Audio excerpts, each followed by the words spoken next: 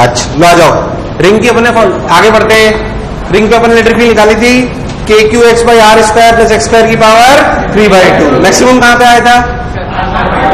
R by root 2 पे maximum आया था। अगर पॉजिटिव है तो दूर जाते हुए, नेगेटिव है तो पास आते हुए। इतनी बातें अपन कर चुके थे, बहुत बढ़िया। फिर अपन ने एक फॉर्मूला निकाला था आर्क के लिए। किसके लिए निकाला था? आर्क के लिए। आर्क के लिए अपना फॉर्मूला क्या आया था? 2k lambda by R sine theta by 2। हाँ क्या कह रहा है? क्या कह रहा है?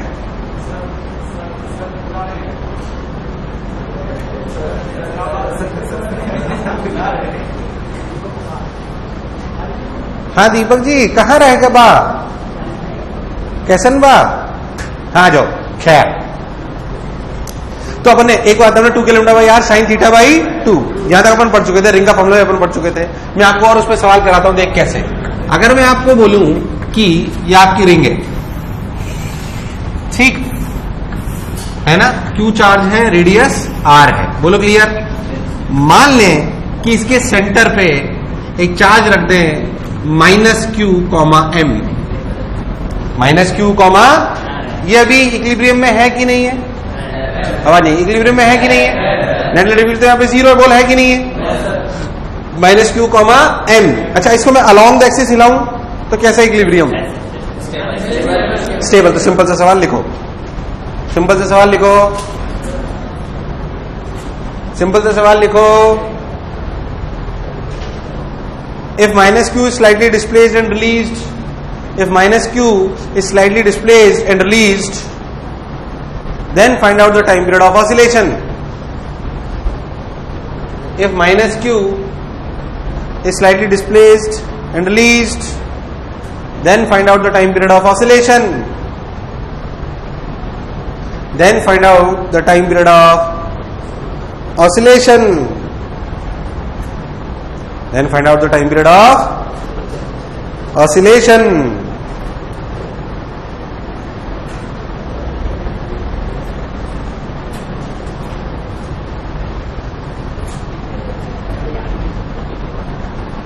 बोलो क्लियर है क्या? चलो करो, चलो बोलो। अरे आवाज नहीं, बोलो। सिंपल है भाई, बिल्कुल सिंपल है। इधर देखो यार, होना चाहिए सवाल, जल्दी बोलो। हो गया क्या? चलो इधर देखो, ये -q या m, अगर मैं इसे x हिला दूं, अगर मैं इसे x हिला दूं, अगर मैं इसे x हिला दूं, देखो ध्यान से, अगर मैं इसे x हिला दूं तो यहां पे क्या फोर्स इस पे, क्या इलेक्ट्रिक फील्ड राइट की तरफ होगी? बेकार रिस्पॉन्स। इलेक्ट्रिक फील्ड किधर होगी? इलेक्ट्रिक फील्ड, अरे इलेक्ट्रिक फील्ड राइट होगी, पर फोर्स किधर होगा? क्योंकि चार्ज -q है, क्योंकि चार्ज, इसलिए फोर्स जो लगेगा वो लगेगा -kq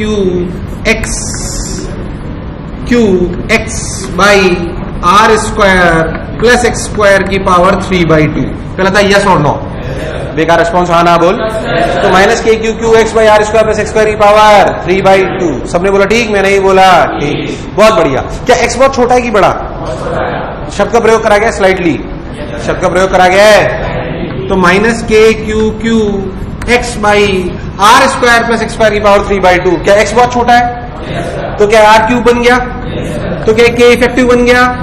तो टाइम पीरियड क्या 2π√m/k हो गया? बहुत सिंपल, कोई खास बात? kq बाई r क्यूब नहीं आया? अरे आया कि नहीं आया? कोई बुराई? एक और सवाल लो, आओ एक एग्जाम्पल और। कैसे? ध्यान से देखो। मान लो कि आपकी रिंग है, इसका चार्ज q है, रेडियस r है ना? और देखो, अच्छा, और इसके यहां पर एक रॉड रखी हुई है ऐसे ही,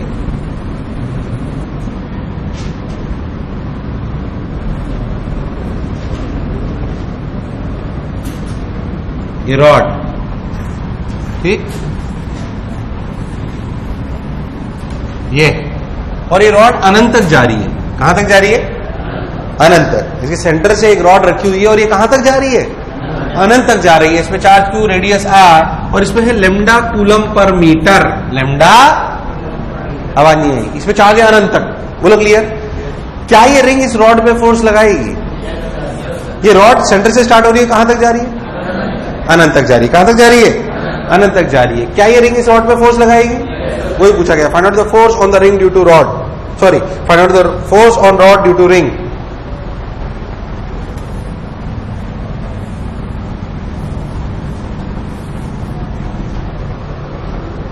Find out the force on rod due to ring.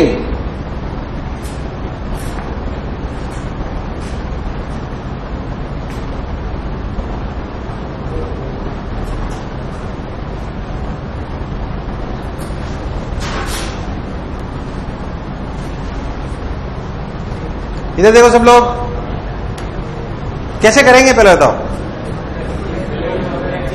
क्या रॉड में एक्स पे जाके डीएक्स का एक एलिमेंट ले लें? क्या उस जगह पे रिंग की वेलोसिटी फील्ड पता है? पता है कि नहीं पता? लो भैया, एक्स पे जाके डीएक्स का एक एलिमेंट ले लो, एक्स पे जाके डीएक्स का एलिमेंट ले लो। इसका जो डीक्यू चार्ज है कितना है? आवाज, इसका जो डीक्यू चार्ज है वो डीक्यू चार्ज हो जाएगा, इस पर डीक्यू चार्ज हो जाएगा लेमडा डीएक्स। क्या हो जाएगा? क्या इस जगह पे रिंग की velocity field K Q X by R square plus X square 3/2 है, तो जो छोटा सा फोर्स लगेगा डीएफ, वो डीएफ फोर्स लगेगा K Q X by R square plus X square की पावर 3/2 इंटू लेमडा डीएक्स। अरे भाई हाँ ना बोल। ये जो फोर्स लगा है राइट लगा लेफ्ट लगा? थोड़ा रेस्पॉन्स अच्छा दो यार। Right left? राइट लगा। अब जैसे जैसे एलिमेंट चेंज करूंगा डायरेक्शन ऑफ फोर्स चेंज होगी कि यही रहेगी? अगर यही रहेगी इसका मतलब हमें चिंता करने की जरूरत, डायरेक्ट इंटीग्रेट कर लो, परेशान होने की कोई जरूरत। तो जो एफ नेट होगा वो इन दोनों का इंटीग्रेशन होगा। इसका इंटीग्रेशन, इसमें कौन वेरिएबल है? एक्स। एक्स की लिमिट है 0 टू इन्फिनिटी। अगर आपको पता होता है ऐसे इंटीग्रेशन कैसे करते हैं, R square plus X square को मान लो टी स्क्वायर। अगर नहीं आता है तो सुन लें, फिजिक्स में इस तरह का इंटीग्रेशन काम आएगा। आपको इंटीग्रेशन पढ़ा दिया गया अभी? कोई बात नहीं पढ़ा है तो इसलिए बता रहा हूं। R square plus X square की पावर 3 स्क्वायर, इसको मान ले अपन एक नया वेरिएबल। अगर नया वेरिएबल मान ले तो देख, आर तो कांस्टेंट है, डिफरेंशिएट करो तो लिखा जाएगा 2x dx equals to 2t dt। 2t dt, 2 ने 2 को मार दिया तो x dx can be replace by t dt, और नीचे रखा जाएगा t स्क्वायर तो बन जाएगा t क्यूब। क्या बन जाएगा? तो हम जो वेरिएबल को चेंज करते हैं, जो एफ नेट की वैल्यू आ रही है वो आ रही है K cube lambda integration T D T by T cube. पहले था ये चमका कि नहीं चमका? This is a method to solve it. इस तरह की इंटीग्रेशन कई जगह आएंगे, वापस दोबारा ऐसा नहीं बताऊंगा आप। अरे हाँ ना तो बोल। अब सोच, यहां पे लिमिट किसकी थी? एक्स की। अब किसी लगानी चाहिए? टी की। सोच के देखो, तुम्हें समझ आया मैंने क्या करा? पक्की बात। अब सोच, जब एक्स है 0 तो टी है आर। जब x है 0 तो t है r, और जब x है इन्फिनिटी तो t है इन्फिनिटी। तो लिमिट लगी r से dt by T square, 1/t square बचा, 1/t स्क्वायर का इंटीग्रेशन -1/t कितना? नहीं आया। -1/t लिमिट रखोगे r टू इन्फिनिटी तो बचेगा सिर्फ के क्यू लेमडा बाई।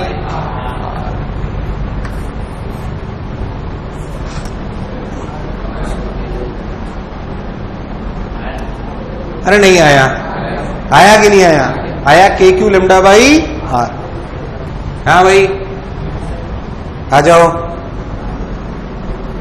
चलो के Q lambda by R T D T by T cube. ठीक भाई, बढ़िया, सुंदर, मजा आया। इसी को मैं एक और तरीके से भी कर सकता था।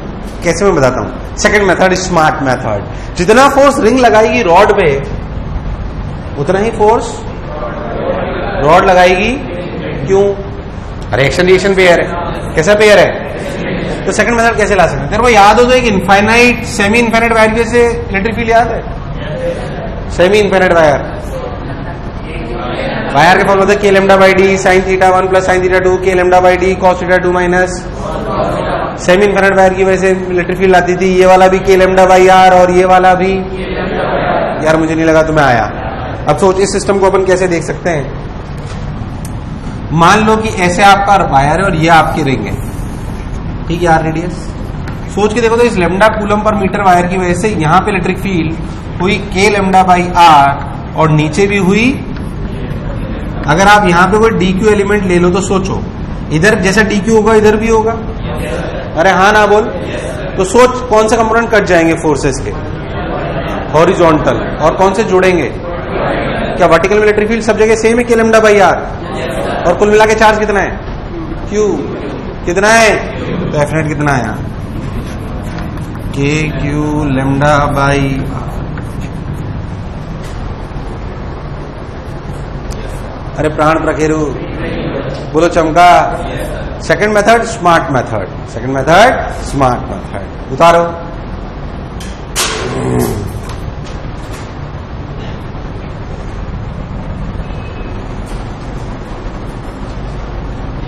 और बताऊं एक और, देख, मान लो कि एक रिंग है, ठीक, रेडियस आर है और चार्ज क्यू है, ठीक, ऐसे रखी हुई है। इसके ऊपर एक चार्ज क्यू मास एम रखा हुआ है, क्या वो इक्विलिब्रियम में हो सकता है? वर्टिकल में ऐसे रखा हुआ है, क्या इक्विलिब्रियम में हो सकता है? कब होगा इक्विलिब्रियम में? क्या mg is equal to electrostatic force? अच्छा बताओ, ऐसी कितनी पोजीशन पॉसिबल है?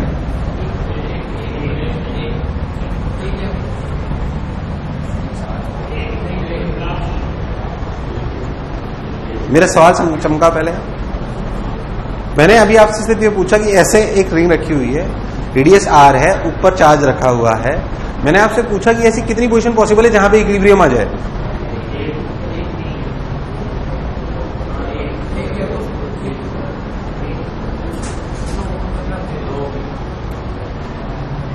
मेरा सवाल क्रिस्टल क्लियर है? बस तो बताओ। दो हो सकती हैं, दो हो सकती हैं। पहले तो ये सोचो कि दो कैसे हो सकती है। मान लो कि पहला इक्विलिब्रियम आया x1 पे और दूसरा इक्विलिब्रियम आया x2 पे।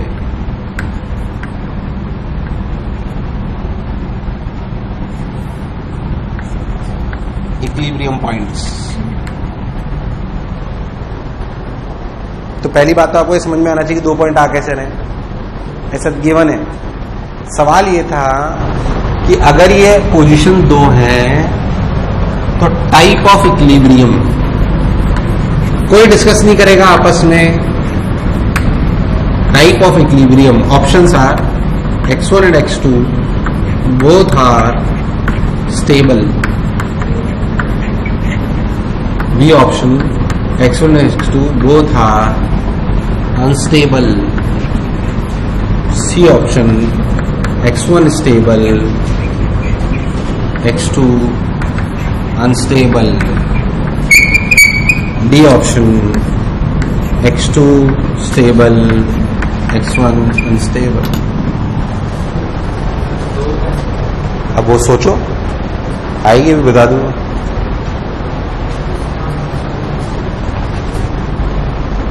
अब नुकसान हो गया, तेरे को पढ़ा नहीं था लास्ट बार,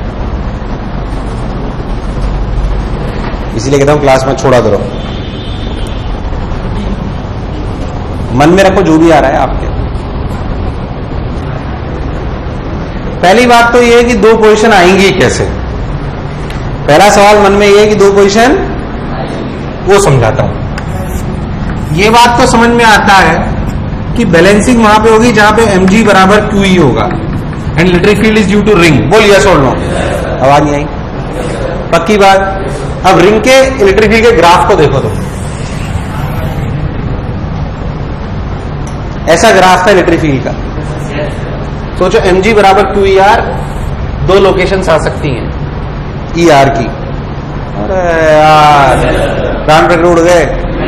कोई भी पर्टिकुलर इलेक्ट्रिक फील्ड की दो लोकेशन आ सकती है कि नहीं आ सकती? क्योंकि इलेक्ट्रिक फील्ड बढ़ के घटी थी, याद है कि भूल गया? इसलिए दो आंसर आए।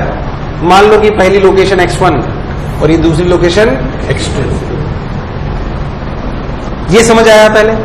चलो अब सोचो, कौन स्टेबल कौन स्टेबल, या दोनों स्टेबल या दोनों अनस्टेबल। अब तो सोच, पहले तो ये समझ आया दो लोकेशन हो सकती है, ये तो समझ आया ना? अब बताओ।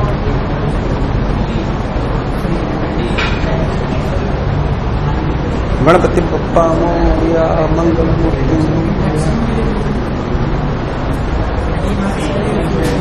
एक और ईमेक्स से ज्यादा तो पॉसिबल ही नहीं है। नहीं, पर उसने बोला है दो, तो इसका मतलब यही केस होगा। अगर क्वेश्चन में मेंशन करा है कि दो लोकेशंस हैं, इट मींस अगर QE मैक्स से भी ज्यादा हो जाए mg तो फिर कोई भी पॉसिबल, तो बात ही खत्म हो गई, है कि नहीं? हाँ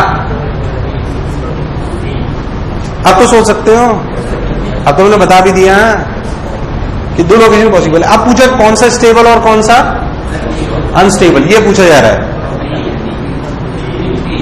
बोलो भाई, डी x2 स्टेबल और x1, let's check this out. x1 को देखो, थोड़ा सा ऊपर ले जाओ तो mg में क्या चेंज आएगा? mg में कोई चेंज, पर थोड़ा सा आगे ले जाओ तो इलेक्ट्रिक फील्ड, तो ऊपर वाला फोर्स mg उतना ही रहेगा, तो ये दूर भागेगा पास, दूर पास, दूर पास, तो अनस्टेबल स्टेबल। x2 देखते हैं, x2 से ऊपर ले जाओ, x2 से ऊपर ले जाओगे तो mg उतना ही रहेगा, पर x2 से ऊपर ले जाओगे मतलब यहां आगे इलेक्ट्रिक फील्ड कम हो गई, तो ऊपर वाला फोर्स कम हो गया, mg उतना ही रहा, तो नीचे है ऊपर, तो स्टेबल अनस्टेबल। यार तुम्हें नहीं आया, आया कि नहीं आया? तो x2 हुआ स्टेबल और x1 हुआ अनस्टेबल। अच्छा सवाल था, गुड क्वेश्चन है कि नहीं है ना? देखो सन्नाटो, हो। आओ और बात करते हैं। चलो नेक्स्ट देखो, electric field on the axis of a disc, electric field on the axis of a disc, electric field on the axis of a disc. अभी तक आपने इलेक्ट्रिक फील्ड किसकी निकाली? रिंग की। डिस्क को तोड़ने का तरीका याद है, इसलिए इस प्रूफ को करने की कोशिश आप करोगे। मैं आपको बताता हूं पहले क्या है। पहले अपन डायग्राम बना लेते हैं, फिर करना आप, ताकि आप आंसर सही ला पाओ। मान लो एक डिस्क है जिसका रेडियस r है, तो डिस्क में क्या लेना चाहिए? सिग्मा रो। सब लोग बताएंगे डिस्क में क्या लेना चाहिए? लैम्डा सिग्मा रो, क्या सिग्मा कूलम पर मीटर स्क्वायर, है ना? अगर मैं इसकी एक्सिस पे बात करूं, किस पे बात करूं? एक्सिस पे। तो एक्सिस पे देखो ध्यान से, ये देखो, ये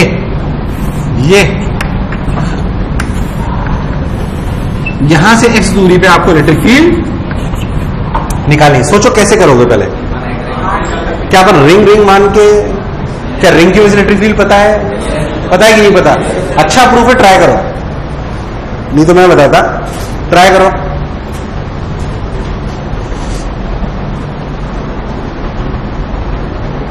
हो गया? चलो सुने कैसे करेंगे, पहले बताओ। टेल मी कैसे करेंगे? आर पे जाके डी आर का एक एलिमेंट ले लो ऐसे, ठीक, आर पे जाके डी आर का एक एलिमेंट ले लो। किस एलिमेंट को रिंग मान सकते हैं? बिल्कुल मान सकते हैं। यहां पे अगर अपन बनाए तो ऐसे, आर पे जाके डी आर का एक एलिमेंट, ये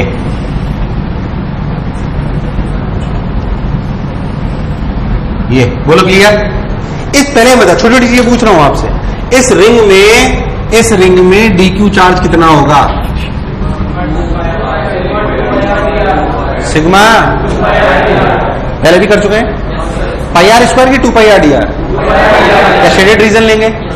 तो D Q equal to sigma 2 pi R D R. क्या इस रिंग की वजह से एक्सिस पे इलेक्ट्रिक फील्ड पता है कितनी? K Q X by R square plus X square की पावर, बोलो है कि नहीं? तो वैसा यहाँ पे जो छोटी सी इलेक्ट्रिक फील्ड डीई आएगी वो लिखी जाएगी के डी क्यू, और डी क्यू की value sigma 2 pi R D R K Q X, X is X by R square. R कौन सा? बड़ा छोटा, बड़ा छोटा, बड़ा छोटा, R square plus X square की पावर 3/2। बोल यस और नो? पक्की बात। ध्यान से तो के को रख सकते हैं 1/4 पाई एप्सिलॉन। क्या रख सकते हैं? इसलिए लग रहा हूं क्योंकि कट जाएगा, तो 2 पाई ने 4 पाई को मार दिया, तो बचा कितना? Sigma by 2 epsilon naught X R D R by R square plus X square की पावर 3/2। कौन वेरिएबल है यहाँ पे? आर। क्या इलेक्ट्रिक फील्ड हर रिंग की वजह से इधर ही होगी? अगर हर रिंग की वजह से इधर ही होगी तो इंटीग्रेट डायरेक्ट कर लेने में कोई बुराई? बोल यस और नो? तो इंटीग्रेट डायरेक्ट कर लेने में कोई बुराई? तो इंटीग्रेशन कर लो भाई साहब, तो ई नेट आ जाएगा। बोल इंटीग्रेशन की लिमिट 0 से r। याद करो कि इस तरह की इंटीग्रेशन अभी करा था। R square plus X square को क्या मान लें? वही वापस पुरानी कहानी, R square plus X square को मान ले टी स्क्वायर, तो लिखा गया R D R equal to T D T, कोई बुराई वाली बात, तो लिखा गया sigma by 2 epsilon naught X integration R D R की जगह टी डी टी, नीचे बच गया टी क्यूब। अरे तेज तो नहीं हुआ, हाँ ना बोल यार, कोई बुराई, बहुत बढ़िया साहब। तो sigma by 2 epsilon naught x T D T by T cube. अब देखिए इधर 0 टू आर, जब एक्स की वैल्यू सॉरी जब आर की वैल्यू 0 तो टी की वैल्यू x।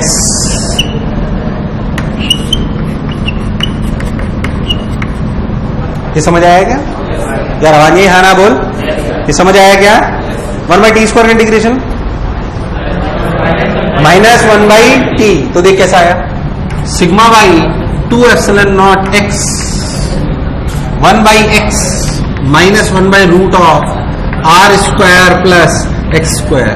अरे भैया हाँ ना बोल, ई नेट देख, sigma by 2 epsilon naught 1 minus X by under root of R square plus X square. अगर फॉर्मूला याद रह जाए तो कोई बुराई, यार मुझे लगा नहीं तुम्हें आया, अगर फॉर्मूला याद रह जाए तो कोई बुराई, sigma by 2 epsilon naught 1 minus X by under root of R square plus X square, कोई बुराई वाली बात। लो भाई पक्का, ये है electric field on the axis of a disc, electric field on the axis of a disc.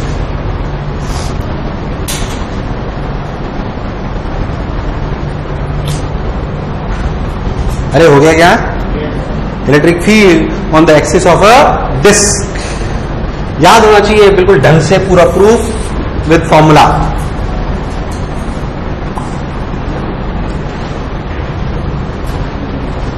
हाँ भाई, sigma by 2 epsilon naught 1 minus X by under root of R square plus X square. Clear है एकदम? अरे पक्का सोच लो। इसी से connected एक और प्रूफ कराते हैं, ध्यान सुनना। उस प्रूफ को गॉस लॉ से भी लाया जाएगा इलेक्ट्रोस्टैटिक्स 2 में, अभी समझे। ये फॉर्मूला है sigma by 2 epsilon naught 1 minus X square by under root of R square plus X square. हमसे पूछा गया electric field due to infinite sheet. तो मैंने इनफाइनाइट वायर पे हम चर्चा कर रही थी। इनफाइनाइट का मतलब इनफाइनाइट या रिलेटिव? पक्की बात यार, हाँ ना बोल। इनफाइनाइट शीट, इसका प्रैक्टिकल मतलब, इसका थ्योरेटिकल मतलब क्या है कि एक शीट है इनफाइनाइट, इधर भी इनफाइनाइट, इधर भी इनफाइनाइट, और इसमें चार्ज बिखरा हुआ है चारों तरफ, इनफाइनाइट इनफाइनाइट, और इसमें चार्ज बिखरा हुआ है सिग्मा कूलम पर metre square. This is the meaning of infinite sheet. इधर भी अनंत, इधर भी अनंत, और उसमें कितना चार्ज है? सिग्मा कूलम पर। हमारा टारगेट है कि यहां से आर दूरी पे इलेक्ट्रिक फील्ड निकालें। ठीक, अब मैं इसको डायरेक्ट यहां से, क्यों? अगर डिस्क में आर टेंडिंग टू इन्फिनिटी कर लो, क्या it will be infinite sheet? यार मुझे लगा नहीं तो मैं आया। मैं इसका एक प्रूफ गॉस लॉ से भी लाऊंगा जब हम गॉस लॉ पढ़ेंगे। अभी पर इसका एक और प्रूफ ध्यान से सुने इनफाइनाइट शीट के बारे में। अगर इनफाइनाइट शीट में हम बात करें तो क्या अ डिस्क कैन बी, इसलिए इसको इसके बात कराया जा रहा है, क्या disc can be infinite sheet if R tends to infinity? यार आवाज नहीं है यार, पक्की बात। तो अपन क्या लिखेंगे समझे अच्छे से। इफ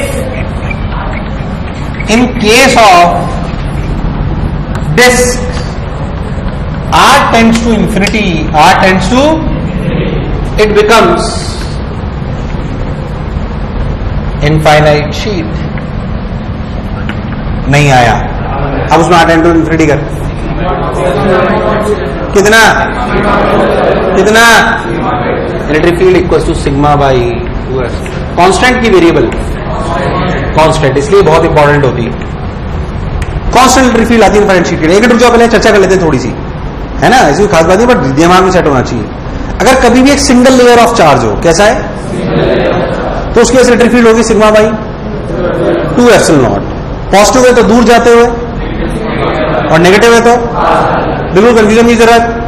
अरे भैया हाँ ना बोल, पॉजिटिव है तो दूर जाते हो, नेगेटिव है तो, बहुत बढ़िया साहब। तो sigma by 2 epsilon not in case of this it becomes infinite sheet. अच्छा, फिर मैं आपको बताऊं, मैंने आपको ये समझाना चाह रहा हूं कि बेसिकली ये रिलेटिव टर्म है। कैसी टर्म है? जैसे फॉर एग्जाम्पल मैं एक स्क्वायर प्लेट ले लूं,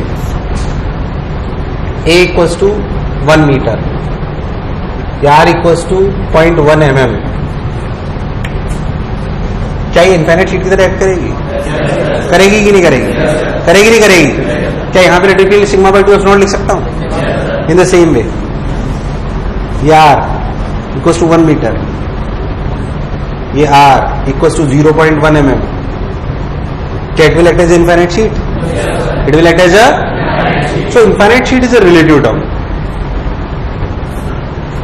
act as a infinite sheet.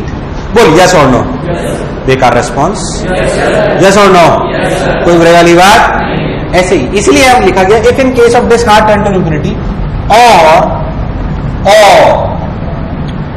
R is greater than X, it becomes infinite sheet or behave as infinite sheet. तो मेरा पॉइंट समझ नहीं आया? आया कि नहीं आया? सो इनफाइनाइट शीट बेसिकली मेरा हाथ भी इनफाइनाइट शीट हो सकता है. ये बहुत इंपॉर्टेंट है. क्यों? मैं आपको बताता हूं. आपको एक पूरा चैप्टर पढ़ाया जाएगा कैपेसिटर. क्या पढ़ाया जाएगा? बताता हूं कैपेसिटर क्या होता है. एक infinite sheet plus plus charge. Capacitor क्या होते हैं? सुनना, पूरा चैप्टर है जब पढ़ाया जाएगा, है कि नहीं? मदरबोर्ड पे ग्रीन ग्रीन देखें, ग्रीन ग्रीन से देखें मदरबोर्ड पे, वो कैपेसिटर होते हैं. बहुत बड़े बहुत छोटे, उसके अंदर 2 इनफाइनाइट शीट होती है. इसका मतलब रिलेटिव बातें हैं. ये अगर plus plus plus plus charge है और ये क्या है? ऐसे होता है कैपेसिटर में. नहीं आया? सोच इस प्लस की वजह से यहां पर इलेक्ट्रिक फील्ड किधर है? राइट. कितनी? कितना? इस माइनस की वजह से यहां पे राइट लेफ्ट. तो क्या कुल मिलाकर इलेक्ट्रिक फील्ड ऐसे होगी? कितनी? यही कैपेसिटर है. इसे ही बहुत पीएचडी करेंगे हम. It is formed of infinite sheet. आपके कोर्स में पैरेलल प्लेट कैपेसिटर ही है. इसे पैरेलल प्लेट कैपेसिटर कहते हैं. क्या कहते हैं? हम बहुत रिसर्च करेंगे उस पर. Don't worry. पता नहीं क्या क्या पढ़ाएंगे आपको. पहले तो जो मैं बोला चमका यार, मुझे लगा ही तुम्हें आया कि नहीं आया? So these are 2 parallel sheets. These are 2 parallel sheets, infinite sheets, है ना? तो इंपॉर्टेंट है. अभी इतना याद रखें कि for a single layer electric field is sigma by 2 epsilon nought. Sigma by उतार लो.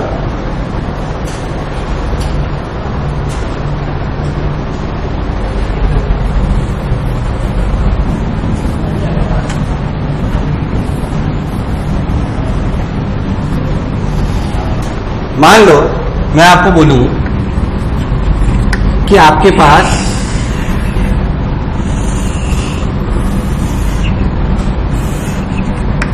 एक होलो हेमिस्फीयर है. क्या है? समझते हो होलो हेमिस्फीयर? पक्की बात. होलो हेमिस्फीयर. होलो हेमिस्फीयर पे अगर चार्ज रखना है तो सिग्मा रो लैम्डा. तुम लोग बोलोगे अगर एक होलो हेमिस्फीयर लो तो क्या लेंगे? सिग्मा लैम्डा रो. सरफेस है पूरी, तो सिग्मा रो लैम्डा होलो है. अरे यार हाँ ना बोल. तो उस पर चार्ज है भाई सिग्मा कूलम पर मीटर स्क्वायर. बोलो क्लियर? पूछा सेंटर पे electric field. Find out the electric field at the centre of the hollow hemisphere. Find out the electric field at the centre of the hollow hemisphere. Find out the electric field at the center of the hollow hemisphere.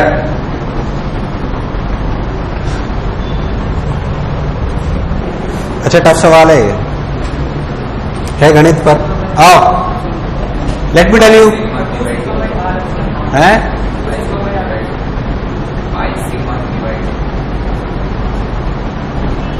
थोड़ी सी गलती कर, are नहीं आएगा बेटा. चलो ये देखते हैं करना क्या. पहले बताओ, क्या थीटा पे जाके डी थीटा एलिमेंट क्या लेना है? थीटा पे जाके डी थीटा का एक एलिमेंट ले लो. ये एलिमेंट ऐसे नाचेगा. बोलो नाचेगा नहीं नाचेगा? अगर ये एलिमेंट ऐसे नाचेगा तो ये रिंग पूरी बनी आधी, जो ऊपर रिंग बनी वो पूरी आधी. क्या उस रिंग के लिए ये वाला पॉइंट एक्सिस वाला पॉइंट है? अरे यार हाँ ना बोल. छोटी छोटी सी चीजें पूछूंगा. इस रिंग को मैं ऐसे बना के बता रहा हूं आपको. देखो ठीक. चलो मुझे सब लोग बताएंगे इस रिंग का रेडियस कितना है? सब लोग बताएंगे कितना? सोच लो. इस रिंग की मोटाई कितनी है? मोटाई, अरे मोटाई तो ये हुई ना आर डी थीटा। अरे हुई कि नहीं हुई यार? मोटाई तो ये हुई आर डी थीटा। बोल हुई कि नहीं हुई? तो ये लिख दिया गया आर डी थीटा। ओहो हो। तो चलो बताओ, इस रिंग पर, ये रिंग पूरी बनी आती, सब इमेजिन कर पा रहे हैं यार? मुझे लगाई तुम्हें आया? पक्की बात। चलो इस रिंग पे चार्ज कितना डी क्यू? सब लोग बोलेंगे, तुमसे ही पूछ रहा हूं। सिग्मा इंटू एरिया, अंदर का शेडेड का, बोलो 2 pi r cos theta r d theta. बोल यस और नो। मुझे लगा ही तुम्हें आया, आया कि नहीं आया? क्या इस रिंग के लिए ये दूरी x है? तो रियलिटी में x कितना है? कितना? तो क्या फॉर्मूले में r साइन थीटा हो गया? क्या इस रिंग की एसिलेटरी फील्ड नीचे है? क्या ऐसी सभी रिंग की एसिलेटरी फील्ड नीचे ही होगी? डायरेक्ट इंटीग्रेट करने में कोई बुराई? फॉर्मूला लगाओ भाई साहब, डी का K Q X by R square. K Q की जगह ये रहा sigma 2 pi R square cos theta D theta K Q X का मतलब R sine theta by R square. R कितना? आर कितना? आर कॉस थीटा का whole square plus X square R sine theta का होल स्क्वायर की power 3/2। अरे क्या R square sine square theta plus R square sine square theta is are square की power 3/2 is are cube. कितना? ये are cube ने are cube को बच्चा कितना चाहिए? के सिग्मा 2 पाई, ध्यान से 2 sine theta cos theta is, तो देख अच्छा के को लिख दो 1/2। तो ये बच्चा sigma by 4 epsilon nought, sigma by integration sine 2 theta D theta. मैंने कोई गड़बड़ तो नहीं करी? इंटीग्रेशन साइन 2 थीटा, पक्की बात। थीटा के लिमिट बोलो, सब लोग बोलेंगे 0 से pi by 2, pi by 2, pi by 2। ध्यान दो, चल इधर का थीटा ले रहे हो तो इधर का अपने आप कवर हो रहा है। तो 0 से पाई बाई 2 की पाई, 0 से क्या नहीं आया? कि 0 से पाई बाई 2 में काम चल जाएगा कि 0 से पाई तक जाना पड़ेगा? 0 से पाई बाई 2, तो 0 से pi by 2। What is integration of sine 2 theta? आप बोलोगे minus cos 2 theta by 2 limit 0 to pi by 2। यार तुम्हें नहीं आया? कॉस पाई, अरे पहले कॉस पाई आएगा ना, -1 और cos 0 तो 2/2 इज क्या? टोटल टर्म इज 1 कितना? तो answer is sigma by 4 epsilon not. Answer is sigma by 4 epsilon not.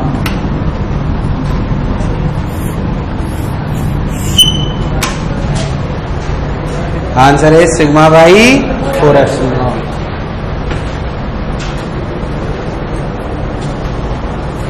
नहीं आया? अरे आया कि नहीं आया? पक्की बात। आज का लेक्चर जैसे मुझे याद है आपको याद होना पूरा, आज का और पिछले वाला बिल्कुल रटवा एकदम ढंग से। बोलो क्लियर है?